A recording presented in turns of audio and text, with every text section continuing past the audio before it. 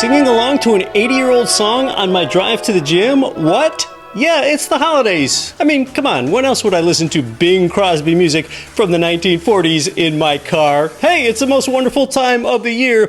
And this time of year, mainstream stock investors' big fears have pivoted from inflation over to a recession. Year to date, at the time of this recording, the S&P 500 is down 20%. The NASDAQ is down 33%.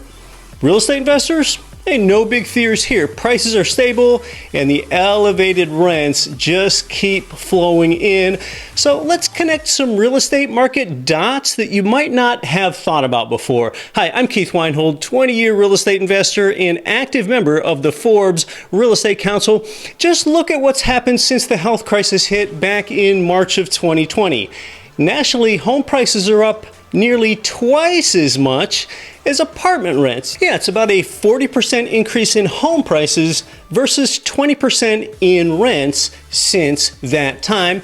And this is despite similar supply and demand dynamics in both the housing price market and the rental market. So what's really happened these past few years is that individual home sellers, they benefited from this bidding process that captures the highest possible price.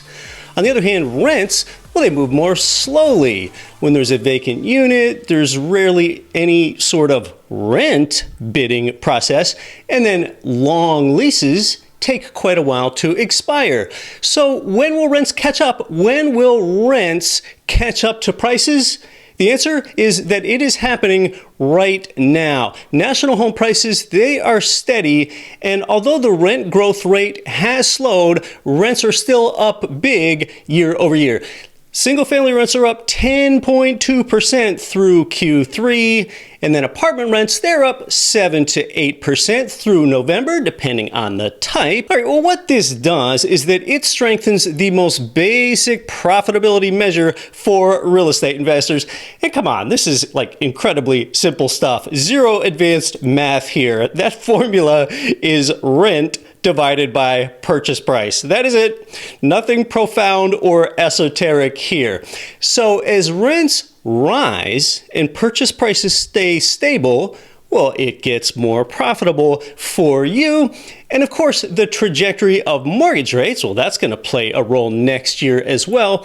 Now, at the last Fed meeting, Chairman Jerome Powell, he raved about the strong labor market. But now that inflation is cooling, like it has for a few months, what he plans to do is move at a slower pace. Those were his exact words. Move at a slower pace with future rate increases. And yeah, sure, everyone jokes about last year's huge Fed miss on inflation being transitory, and perhaps they should joke about that. You know, half of Wall Street finance bros follow Powell in his speeches so closely that I believe that they're monitoring his sleep patterns or something.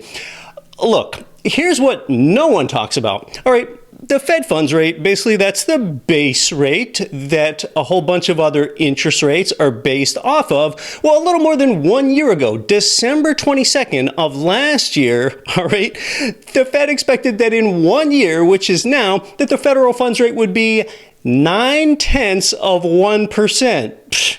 Well, now it's 4.5%. So my point is that, sheesh, when the Fed makes predictions, realize that they have been, well, about as successful as your reading goal for this year.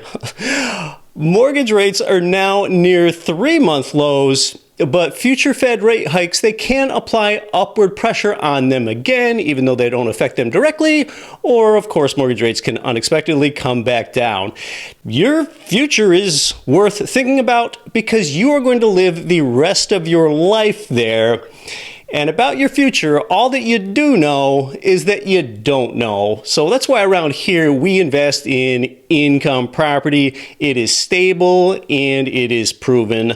Learn more from me at Get Rich Education. Get the Get Rich Education mobile app and join me every single week as I build your wealth through real estate investing over there on my audio show. Alternatively, listen to my audio show. It's the same show, Get Rich Education, wherever you get your podcasts. I'm Keith Weinhold. Happy holidays.